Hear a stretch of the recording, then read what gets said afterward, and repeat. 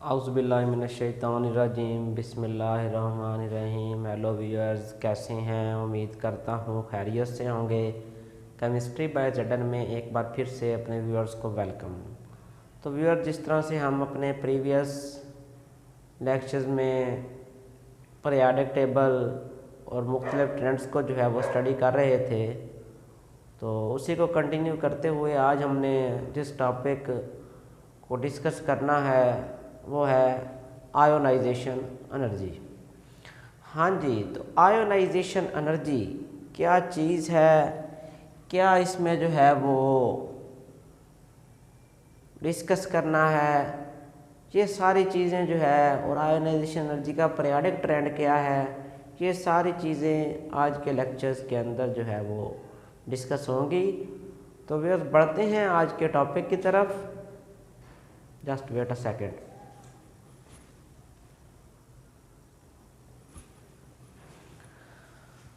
हाँ जी, तो आज का टॉपिक आयोनाइजेशन एनर्जी।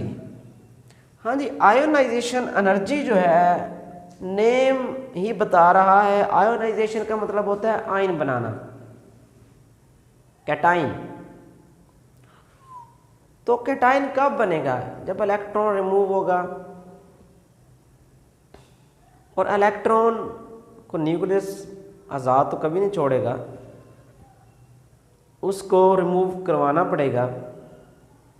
तो उस दौरान जितनी एनर्जी चाहिए होगी कैटाइन में कन्वर्ट करने के लिए, आयोनाइजेशन के लिए, उस एनर्जी को हम कहेंगे ionisation energy.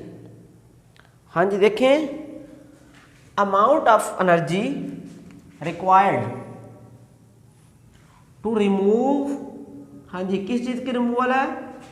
Loosely bonded electron. हाँ जी, इलेक्ट्रॉन को हमने जो है वो रिमूव करवाना है। कहाँ से रिमूव करवाना है? वैलेंस शेल से। किसी भी आइसोलेटेड गैसियस एटम के जब बाहर वाले शेल से हम इलेक्ट्रॉन को रिमूव करवाएंगे, तो उसके लिए जो एनर्जी हमें रिक्वायर्ड होगी उसको कहेंगे आयोनाइजेशन एनर्जी। देखें, एक एग्जाम्पल से ये कंसेप्ट क्लियर हो जाएगा। यहाँ मैंने एग्जाम्पल कोट की है सोडियम की। सोडियम जिसके पास 11 इलेक्ट्रॉन होते हैं, ये देखें, ये सोडियम का जो है वो न्यूक्लियस है। इस न्यूक्लियस के जो है वो वैलेंस शेल में ये पहला शेल है, ये दूसरा, और ये जो है वो तीसरा शेल है। हाँ जी, तो सोडियम के पहले शेल में जो है वो 2 इलेक्ट्रॉन आते हैं, दूसरे में 8 और तीसरे में 1 इलेक्ट्रॉन आता है। तो यहाँ प्रोटॉन जो है और न्यूट्रॉन सोडियम के पास होंगे। 11 प्रोटॉन है तो 11 ही जो है वो इलेक्ट्रॉन होंगे, और न्यूट्रॉन जो है वो 23। तो ये जो है वो 12 जो है वो न्यूट्रॉन हो गए। तो देखें, ये वाला जो वैलेंस शेल, उसका जो लूजली बॉन्डेड वैलेंस शेल में इलेक्ट्रॉन मौजूद है, उसको यहाँ से रिमूव करवाना है। उसके लिए जो एनर्जी रिक्वायर्ड होगी उस एनर्जी को कहेंगे आयोनाइजेशन एनर्जी।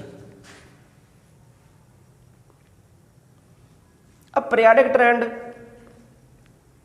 क्या है आयोनाइजेशन एनर्जी का? सिंपल सा पीरियोडिक ट्रेंड है। जिस तरह से हमने प्रीवियस लेक्चर्स के अंदर डिस्कस किया है कि जब हम लेफ्ट टू राइट बढ़ते हैं तो नंबर ऑफ शेल्स तो कांस्टेंट रहते हैं, मगर न्यूक्लियर चार्ज बढ़ रहा होता है। जब न्यूक्लियर चार्ज बढ़ेगा तो न्यूक्लियस की वैलेंस इलेक्ट्रॉन पर ग्रिप भी बढ़ेगी। तो जब ग्रिप ज़्यादा होगी तो वहाँ से वैलेंस शेल से इलेक्ट्रॉन को रिमूव करवाना उतना ही क्या होगा? टफ होगा, मुश्किल होगा। तो उसके लिए फिर एनर्जी भी ज़्यादा रिक्वायर्ड होगी।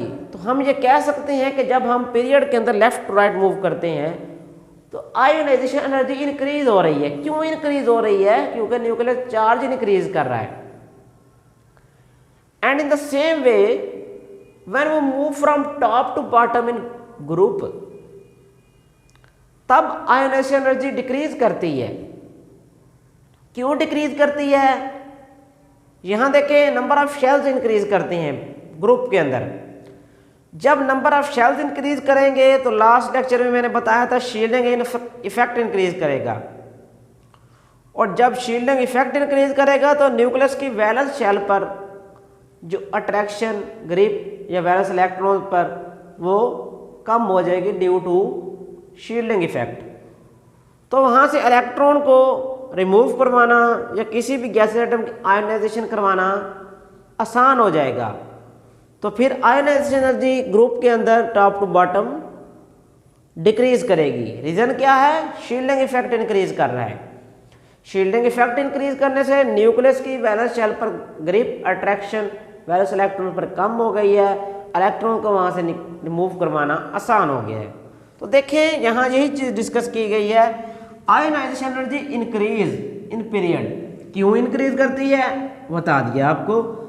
Ionisation energy decrease in group, क्यों डिक्रीज करती है रीज़न बता चुका हूँ आपको, शील्डिंग इफेक्ट की रीज़न। तो ये देखें ये सिंबॉलिकली मैंने जो है देखें बताया, यहाँ ये इंक्रीज कर रही है आयोनाइजेशन एनर्जी इन पीरियड और डिक्रीज कर रही है in group from top to bottom.